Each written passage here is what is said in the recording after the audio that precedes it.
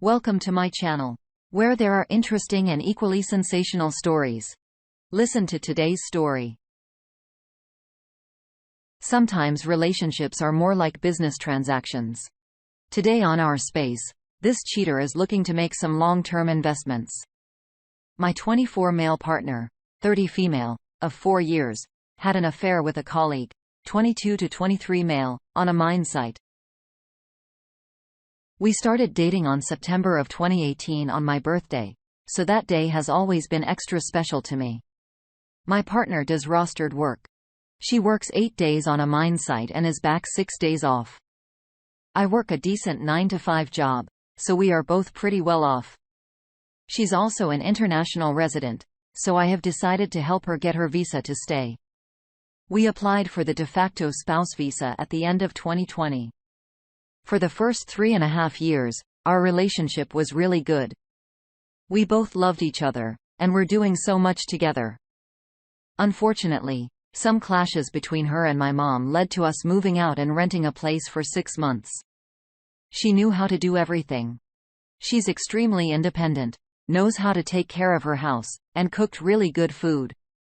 I, on the other hand, was a bit of a dropkick and didn't know how to do any of that properly. Mom looked after me a bit too much, which handicapped me a lot when moving out. Whilst I was working every day and being very smart with our money, we never had any money problems. I was also a bit selfish as a 23-year-old who tended to spend a bit too much time at the computer and away from household chores. I did make sure I spent some time with her though. We watched some good shows like Game of Thrones, Money Heist, and Merlin. I did, however, clean enough to ensure we got 100% of our bond money back. I did all the weeding by hand. After our 6-month lease was finally up, we bought a place together. This was around September of 2021. She started her mining job around December of 2021. And me still being a dropkick didn't do much of the housework. Although I did learn to cook some dishes as I needed to make sure I kept myself fed while she was on site. But I still didn't do the laundry or vacuum and mop the floor because my standard of cleanliness was so much different from hers. Instead, I spent my time learning how to invest because told me she wanted to make a lot of money. I designed an investment plan just to suit her. I enjoyed investing a lot, but not so much in cleaning. Come April 2022, she breaks down in her bedroom at my lack of help around the house. She tells me she's incredibly stressed with having to come back and do all the housework after 8 long days on the mine site. At this stage, I finally wake up and become the adult I should have become long ago. I started vacuuming and mopping the whole house once a fortnight and doing the laundry every week, making sure she has an empty basket to work with when she came back. It was like a switch was flicked in my head. I should also mention that sex was non-existent in the last year of our relationship. She didn't want to take the pill due to side effects. Although she was on it periodically for the first 3 years, and we had sex then. I went to buy a pack of condoms, but then she went and hid the condoms when we were about to have sex. So I just refused to have sex with her because I didn't want to have unprotected sex and risk pregnancy. She even suggested that I take the male version of the pill that makes my sperm infertile or something. I don't even know what she was on about there. I kept up my routine, making my own lunches and maintaining the house while she was away. Finally become an adult that could survive on their own, but the relationship didn't seem to improve. Slowly, over time, she stopped cooking for me and didn't like me touching her in bed. She also gave me her cheek for kisses instead of her lips. Looking back, these were all red flags, but I was blinded by love and my desperation to save the relationship. I kept up with the cleaning and maintenance. She went back on the pill to balance her hormones, or so she claims. I tried initiating sex with her again at this point, but she refused. And then came September 17, 2022. I was mopping the floor in my computer room and couldn't use it because the floor was wet. I went to use her laptop instead and saw everything in Messenger.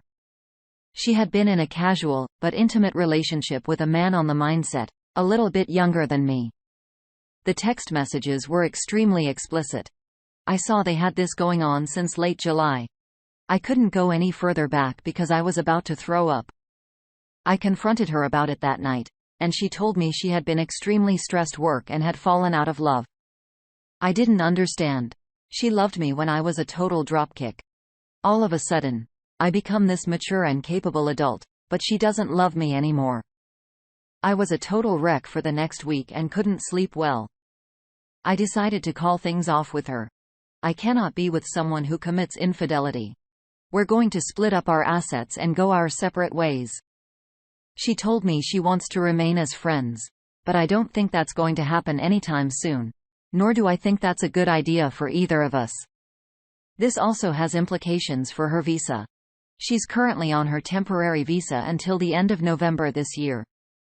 At which point, we're supposed to sign off on some documents she can get her permanent residency. I told her I refuse to sign any documentation as I basically have to lie, which can get me sent to jail along with a big fine. She may still be able to get her permanent residency if the department decides to award it to her, but she is at a much greater risk of having to go back to a student visa, which means she will lose her mining job. Along with her life savings of having to enroll in some course she doesn't want to complete and pay international student fees, which are bloody expensive, along with wasting years of her life, just to progress her spouse visa all for nothing. Despite the harm she has inflicted on me, I hope she gets her permanent residency. It doesn't affect me either way, whether she gets it or not. But at this stage, I have no influence over because I have already withdrawn as her sponsor. I cried multiple times in front of multiple people. I cried because the vision that I had of us being together with our many successes around us is now impossible. Cried because I was forced to make decisions that would either harm myself while benefiting her or harm her while benefiting myself. I cried as I enter the empty and dark house after work is done, knowing that she is living with her friends, and I'm alone. I will be moving back to my parents in a few months' time. It makes no economical sense to stay out here on my own without a partner. The community has some thoughts. Loosebet 2917 says, I'm petty. I hope she loses the visa playing stupid games. You may win stupid prizes. Good luck, OP. Fenselneck Prus chimes in. This also has implications for her visa. She is currently on a temporary visa until the end of November this year, which point we're supposed to sign off on some documents so she can get her permanent residency. I failed to see how this is your problem. Nothing wrong with crying. You're mourning the relationship you thought you had. Oh, dear. I'm so sorry, Op. It seemed like she was trying to get pregnant so that she could get her visa that way. Maybe she was doing all the chores and whatnot to sort of groom you in a way. Perhaps once you started doing things yourself, she felt like she was locked down in a sense that didn't have to worry keeping up with effects odd. That's rough. And the fact that she still want her to gain residency and be happy speaks volumes despite her disloyalty and lies. Shame on her for using you like that. Update. First of all, a massive thanks to everyone who the time to read my first post and took even more time to drop a comment of support. I'm glad I came to the subreddit. The first 2-3 months after D-Day was torture. I was living alone in my house. I hadn't moved back in with my parents yet, and my mind was always on her and how she could make such a poor life decision given how intelligent she is or was. Don't think she's so smart anymore. But the help of friends, family, and the subreddit. However, I managed to push through, finalize our separation, and move on. I liquidated our investments. I told the immigration agency that we're no longer together, and I went through as a sponsor, to stay on the safe, legal side of things. I gave her share of the house. I bought out her share, so the house is mine and investments to her, and I left it at that. While all of this was going on, she would make pathetic attempts at making amends, like washing the bedsheets and making the bed whilst I was at work. She bought me 6 jars of Pringles one day, and on another, she texted me, offering to give me a lift because it was rainy slightly. I messed up the bed when I got back from work. I declined her offer to drive me home, but I did eat the Pringles that she bought. Wasn't going to let those things go to waste, but that didn't change the way I felt about her at all. To anyone reading this, all of those things were done out of guilt. It's not love. It's guilt. There is a massive difference. She didn't do those things in the 2 months or so leading up to D-Day. So why is she only doing it after I found out? It's because she's guilty and she feels it. For those who read the first post and are curious as to whether she'll be sent back to her home country or not, the only update I have on that is that she got her visa from the immigration agency. So from my point of view, it looks like she'll be here to stay. She called me after work to tell me the immigration agency decided to give it to her. I don't know how true it is, though, nor do I care too much at this point. Fast forward to December of 2022. I've moved back with my parents, and I started renting out the house that we were staying at. I kept myself busy by meeting up with friends, playing some new games, learning to cook some new recipes, started 3D modeling, and going to the gym. Day by day, things got better. And as my love and ability to give a crap about her dwindled, I started to see more and more just how bad of a person she was. I remember how she would come back home just to pick on the smallest of things, just make me feel bad and to give her superficial reasons to cheat. I remember how she refused to kiss me on the lips in the last few months of our relationship. It was heartbreaking to come home after a long day of work just to have her not wanting to kiss me. I remember how she wouldn't even acknowledge me when I would walk through the front, just sit on the bed with her laptop pretending I don't even exist.